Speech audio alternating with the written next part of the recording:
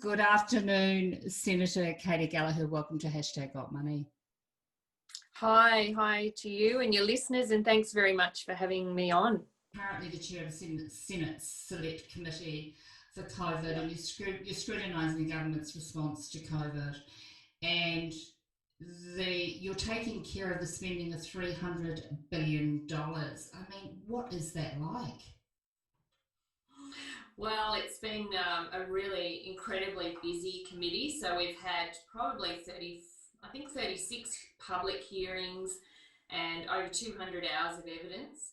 And I'm chairing it, and I guess a couple of reasons why I'm doing that. One, I'm based in Canberra, so it makes it really easy with some of the travel restrictions to anchor it from Parliament House, but also with my role as Shadow Finance Minister, just keeping an eye on that huge expenditure, where it's going, what decisions are being made, and trying really hard, sometimes more successfully than other times, to put a bit of light on some of the government's decisions, where the money's going, how it's being spent, and what outcomes it's delivering. Now, as I said, we're having sort of mixed results with that. When the government wants to play ball with us, we find a bit more information, but a lot of the time they're saying cabinet in confidence, or we'll tell you later. So that's why I think it's really important we have this committee, that we have all the hearings in public, and that we release as much info as we can, so people can make their own minds up about what's going on and how well the government is doing, or where they think changes need to be made. We all saw you with the Minister of Aged Care, Richard Colbeck, and that must have been so disheartening for you. Yeah, I was so shocked in that hearing. One, that a minister came so, clearly unprepared, but also the lack of understanding of the really heartfelt issues affecting aged care and the outbreak in aged care, and also the kind of slowness with which the government kind of understood there was a big problem in aged care that needed fixing. And, I think we uncovered all of that in that hearing. I mean, many people just saw that awful moment where the minister couldn't recall key facts. From my point of view, I was just getting those on the record. I didn't expect to trip him over at that point, but the 2.5-hour hearing that went on from there, it didn't get any better. Let's just say that. And I just have a very strong view that if you're a minister, you're in charge, you've got to be across your brief, and you've got to take these things seriously. And it wasn't clear to me on that day that he did any of those things. Yeah, he was pretty unprepared. Ministers really prepare for these types of hearings, so they come with their set lines. Government members on the committee run interference for them if things are getting tough, that kind of thing. So, it is a bit of prepared theatre in a sense. And, some do it better than others. Like Minister Cormann is always well prepared, and, he's very difficult to catch unprepared, or to have a question that he doesn't have a set answer to. But the other one that would spring to mind is Senator Ruston, who's in charge of the social security system. And when we asked her to explain the economic impact of cutting back JobSeeker, what was the impact on the economy? How was that going to be felt in households? 1.6 million households who are receiving that payment at the moment. How would that manifest? And she was just completely unable to answer that question. And again, to me, as Minister for Social Security, it's a pretty fundamental question to understand, well, if a social security payment is going to be cut, what does that actually mean for the people who are receiving that payment? And stand by it if you're going to make that decision, but be able to explain it. And she wasn't able to either. Estimating that 740,000 people would fall below the poverty line if they make those cuts. Well, that's certainly the results of some work that's been done by Deloitte and by ANU, actually, in trying to assess what the impact of that cut will be, because, of course, JobSeeker, or the old New Start, has been too low for too long. So what's happened is, in the crisis, the government realised wisely, in this instance, that the best way to get money out the door quickly was to put it in the hands of people on very low incomes, and they doubled it. And what we saw was that lifted hundreds of thousands of people actually out of poverty during this crisis.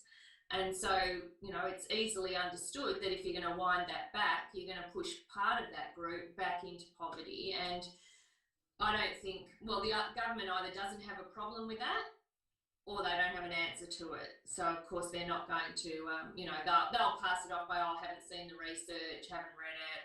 But, you know, again, when you're making these decisions at ERC, which is the Expenditure Review Committee, surely that's the type of information that the minister should be asking the public service. Well, you know, if we cut it by $300 a fortnight, what is that going to mean to people on low incomes? And I would have thought that even if you stick by that cut, you would have the answer in your head and be able to defend it. And at the moment, it doesn't seem that the government either wants that information, cares about it, disagrees with it. We don't know, because they're just not talking about it. And as I think the cuts will go ahead in 3 days' time. Yeah, it's pretty abhorrent, isn't it, when you're putting people into that kind of place. I interviewed Nikki Hutley from Deloitte, and she said it's incredible what that money's done to the Australian economy just by releasing it and allowing people the opportunity to eat green vegetables and feed their children. The whole of Australia are looking for some direction around how we're actually going to get out of this. We know that the overseas immigrants moving to Australia, that's gone. We've lost a lot of those temporary visa holders. How is Australia going to get through this? Because apparently last Friday our debt was at $787 billion. Yeah, so we've got just massive amounts of debt that, you know, and we have low debt comparatively to other nations, but, you know, this is the government that has demonised debt and campaigned against debt. And, you know, it's not too hard to flip back and think, oh, the debt and deficit disaster that they campaigned on, and they were the government that were going to deliver surpluses and pay down debt. Well, they've done neither of those things. You know, and even if I was being kind and saying, well, yeah, because being in government's hard and the situation changes and you've got to respond. I mean, this has been their mantra. All debt is bad, deficits are bad. And now we're in a world where we're going to have deficits for as far as the eye can see. You know, certainly the Treasury and the PBO are forecasting deficit budgets for the next 10 years minimum. Debt, which is much higher than it's ever been. And, you know, at some point in time, interest rates will go up and that debt will not be as cheap as it is now, and we'll have to have a plan to pay back that debt. But I think you're right. Many people are looking for what is our direction out of here, because some of the things that have grown our economy, and you touched on them, immigration, you know, our natural population growth hasn't been growing the economy, because, you know, it's been people coming to our country for work, either skilled or unskilled, and that's just gone. And, you know, that I don't think any of us see the international borders opening up anytime soon to any normal rate. You know, perhaps they'll open up in stages. So that's going to be a feature of our economy. So therefore, where do we go with some of those demand, you know, constraints, or where, and, you know, we hear the government saying it's all about jobs, all about boosting demand. But I think the missing bit is how are you going to do that? And the other thing I think people are quite cynical about is, you know, the Prime Minister's a very good marketing man. You know, we noticed. Yeah, there's a lot of spin, but what we actually need now is the substance. You know, we can't, you know, it's just the wrong time to be spinning a story and telling everybody it's going to be okay, when we actually need the substance that underpins that. So, you know, my committee's been looking at things like Job Trainer, announced 100 days ago, still not a cent being spent. Home Builder announced, you know, 120 days ago, still not a dollar being spent. We've got Job Maker, which was announced months ago, and the Prime Minister's own employment department didn't even know what it was until the day it was announced at the press club. You know, these types of things that are meant to be our flagship way through the recovery, you know, have been announced months ago, and there's still nothing that underpins them. And I think that's what we need to see in the budget. Like this budget, all budgets are important, but this one is so critical for ensuring that people don't get left behind and that businesses are able to put in some sort of recovery going forward. And, you know, if the government doesn't make the right decisions in this budget, it's not just they who will suffer, you know, it's all of us, and particularly, I think, young people who are going to face a really, really difficult time, you know, getting ahead, getting jobs, leaving school, you know, finding their way in the world. I think it's going to hit them really hard. It feels like we're being sold these tax cuts, and that doesn't feel to be enough. I was talking to Nikki Hutley about the trickle down economy. If you give uptown those tax cuts, it doesn't necessarily lighten the load, does it? It doesn't. They're not going to go out and spend more money, are they? We've been saying on stage two, which is due to come in, I think, in a year's time, and you know, if that's part of a recovery plan, you know, we would be open to that. I think we'd have to have a look at what they're proposing around these bring forward of tax cuts. Certainly stage three has, you know, there'd be some significant issues around fairness with stage three, and they're massive cost. You know, like I think in the last year's budget, stage three was to cost $145 billion. So, you know, you'd have to, if they were, which we're not sure, I mean, the tom-toms are saying they might, then you'd have to look at what part it formed of an overall recovery strategy. You know, if they were going to push money into social housing and skills and childcare and things like that, and do a bit of tax cuts bring forward, then, you know, maybe that makes sense. But if the whole recovery is going to be, you know, based on a bring forward of tax cuts, as though that's going to be the miraculous cure and everyone will go and spend their tax cuts, when that didn't happen the last time, that wasn't happen when they brought in stage one tax cuts. It wasn't seen in kind of spending, and we know that during the recession, household savings have gone through the roof. So people are holding on to their money because they're worried about what, and their jobs and what happens, and so they're building reserves. And so, you know, you'd have to see what Treasury and the government's thinking if they're saying, well, tax cuts equals spending equals, you know, our way out of recession, because that isn't what some of the data is showing. I spoke to Nikki Hutley and to Sally McManus about all of the infrastructure. So the plan is to create jobs through infrastructure. And I, you know, as an Australian that works in the property market, or a Kiwi Australian that works in the property market, I really like that idea. But I want to get your view. These feel like very male-centric jobs that have been created. What is the government? Is there a plan at all to provide a stimulus that's actually going to create employment to the female sector? Because they have really been devastated by COVID. Yes, that's right. So women, you know, lost many more jobs lost for women in the early stages of the pandemic, and I guess that could be explained by a lot of women working in the services sector, which was hit hard, particularly in hospitality, entertainment, and also part-timers. So where we see a large, you know, more women than men. So in those early days, that was definitely a feature of the recession and what was happening. We are seeing some change in that now, with more men losing work as the recession goes through, and that's probably, again, to be expected, in the sense that you know, the longer term effects of the shutdowns will hit permanent employment, and again, that's where you see more men. But yes, women. Infrastructure is one of those go-to areas, because again, it's good because you can guarantee the money's going to be spent, so it's getting out into the economy. You know, it's not going to be put away in people's household savings. Oh, I know it. I'm for it. I think it's a wonderful. Like I'm like you. I think if we're building, then there's a lot of people that can be affected, and it can then create elevation. But there are women out there that do not work or have a part in any part of that kind of environment. That's right. And that's consuming, isn't it? Yeah, definitely. So, and again, you have to look at the spin over the substance. You know, in the early days, they said they'll bring forward a bit more $1 billion in expenditure, and then when we got the officials before my committee and asked how much of that money had gone out the door in this financial year, it was something like 0.5%.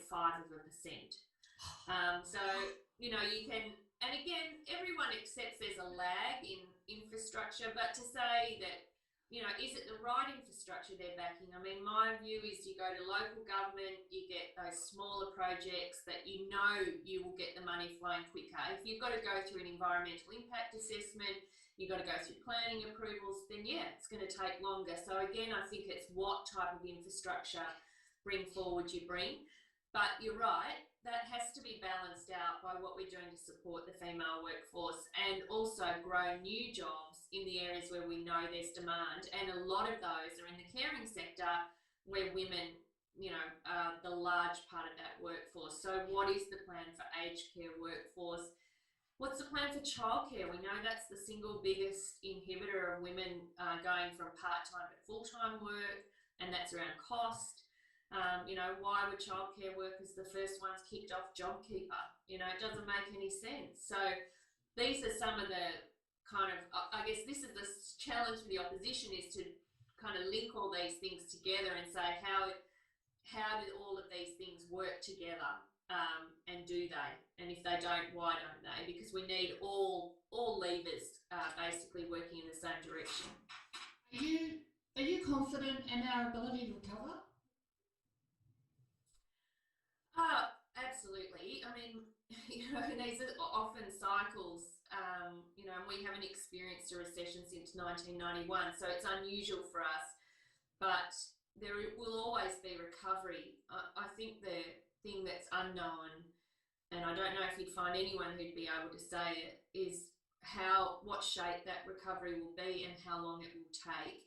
And that's where the rubber hits the road, because if it takes longer than it has to, based on poor decisions, then more people will be hurt by it. And that's whether they, fall into poverty, fall out of the labour market, retire early, don't get into the skills or training that they need for what they want to be, all of those things. It's the human impact of the recession. Often we talk in numbers about GDP and how big the economy is and whether it's growing, but at the end of the day, a poor functioning economy, a weak economy, that's all about people at the end of the day. And how it works for them or how it doesn't work for them, and are we going to resign a generation of workers for a decade to working harder and longer and not getting ahead than if we had been better about our recovery. And that's where people pass, it's all politics, they're all going to disagree and things like that. But these are really important decisions, and wrong decisions hurt people. And that's what we care about. That's sort of what keeps me in public life, because I've seen the power of government to change people's lives for the better. And I think the flip side of that is you can see government decisions that hurt. And I think we strive for a better country out of this. That's, at the end of the day, we've got the opportunity. Let's work together and try and deliver that. I love that. What a beautiful statement. That's a beautiful statement. We strive for a better country out of this. That's remarkable. That's like it almost alludes back to World War II. After World War II, we want to be better as a result of what we've just been through. And really, the pandemic has been a war for us, hasn't it? I want to talk to you about Qantas and the airline industry. Government have been incredibly generous. They've bailed, the Business Insider quoted $750 million bailout package for Qantas. And fair play, it's got the Australian kangaroo on the side, you have to save it. But there are 25,000 Australians stranded overseas. And I'm just I need to get my head around how the Australian government can pay that kind of money. And I think the initial payment was $159 million was paid back. How the government can give that kind of money to Qantas, and how Qantas doesn't turn around and say, let's get these Australians home. How did that happen? How did that fall between the cracks? We see it on the TV all the time, these young couples and young people that just got stranded. How did this happen? Yeah, look, again, this is where you've got time to look back and think what the government could have done differently. And clearly, one of them is about having some kind of ongoing program to bring Australians home. So there was a little bit of early work done where they brought people home from Wuhan in China. They housed them in quarantine stations in Northern Territory. Some went to Christmas Island. But then they kind of stopped, you know, and they'd said, oh, well, we told people to come home. They should have just come home. But of course, you know, people's lives aren't basically arranged around Scott Morrison's press conferences, you know, like No. they might have jobs, they might have family, they might have, you know, people they're caring for, children in schools. There's a whole range of reasons people are overseas. And, you know, in times past, we've welcomed that. It's a great way of forming global connections and tourism and travel and all of that. So to kind of demonise this group of people as though, well, we told them to come back and they didn't, so now it's their own fault, I think has been really disappointing. In terms of Qantas, I think it's clear that, you know, well, for a start, the government said they had a huge bailout package. A lot of that money went to just waiving fees and charges that would have normally been paid by the airline for landing. So it was sort of like revenue foregone, and it went to Air Services Australia, for example, to cover, because they usually get the fees paid to pay their staff, but when the planes stopped flying, that kind of dried up. But Qantas has received a large amount of money from the Australian taxpayer through JobKeeper in particular to keep services going.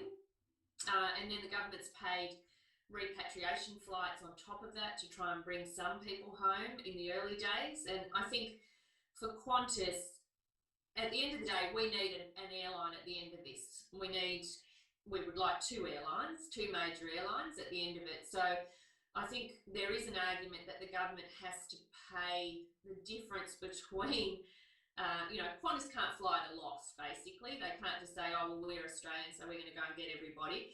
So that there is an argument for the government to have to step in there and sort of provide the buffer to make sure the airline can do what it needs to do, but also that it's functioning at the end.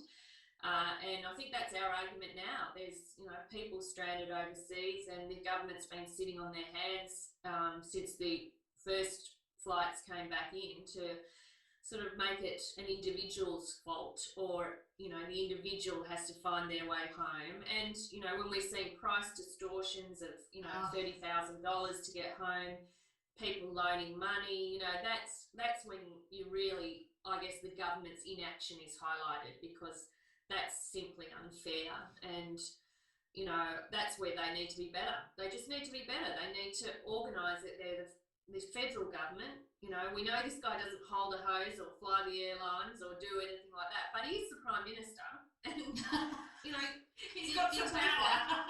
You think so? Yeah. So. How would you have done it differently? If you were in power, if it was the Labor Party that was in power, is there anything that you would have done that would have been different to the government's response?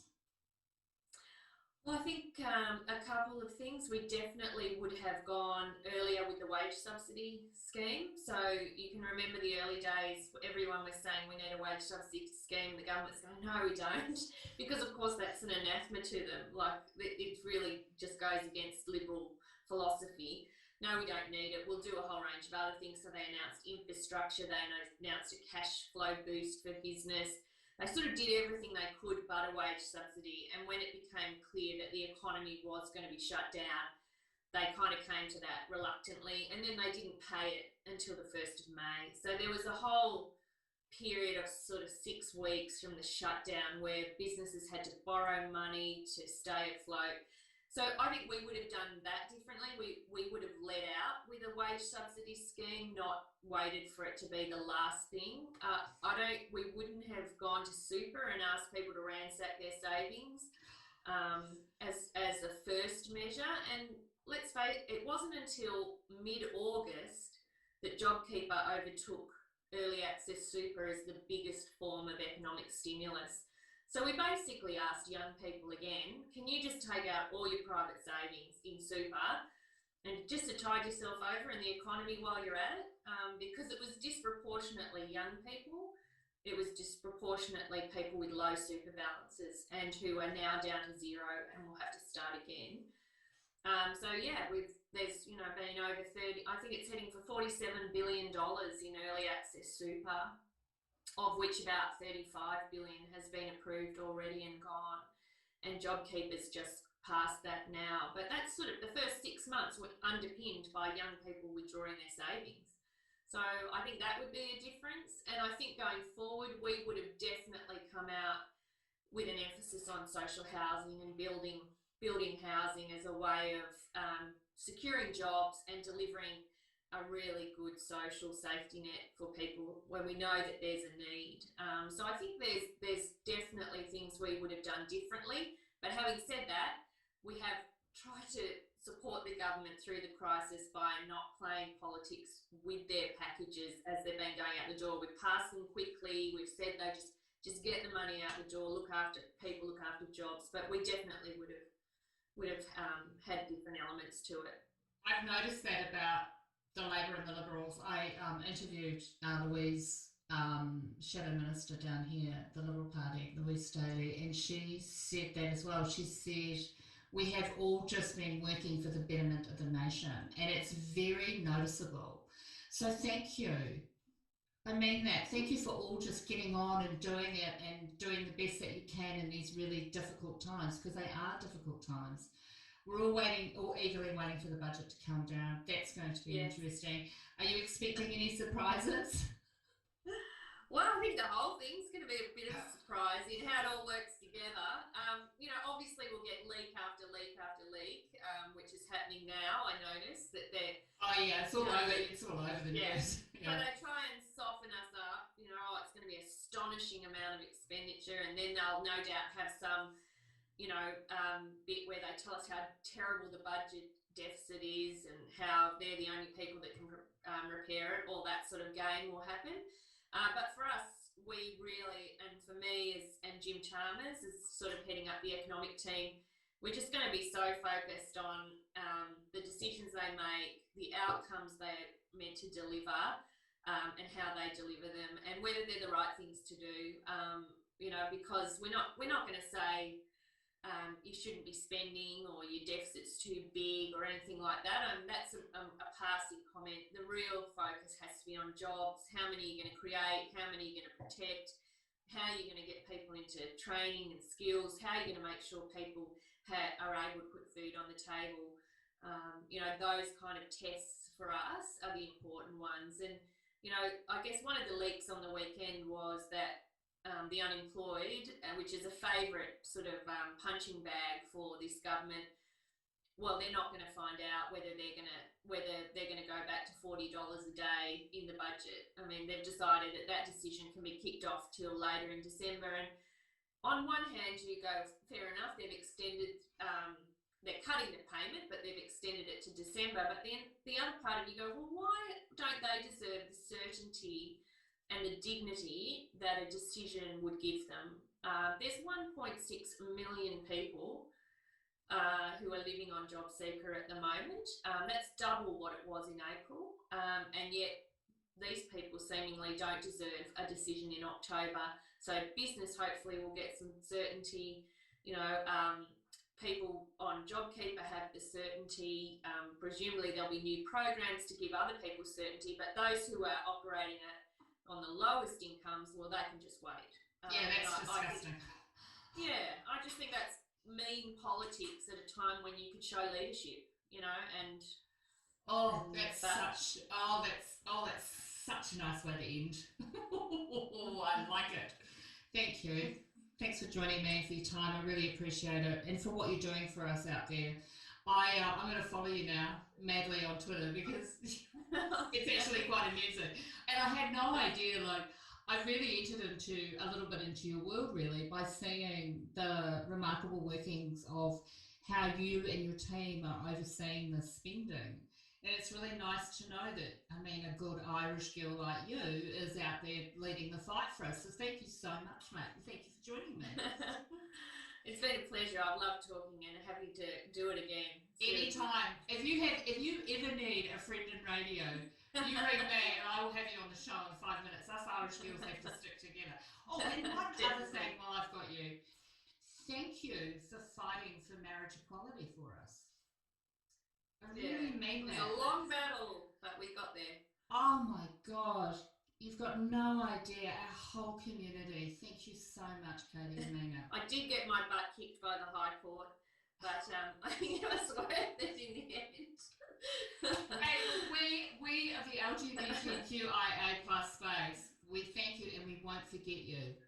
Take care. It's been lovely to chat. Bye.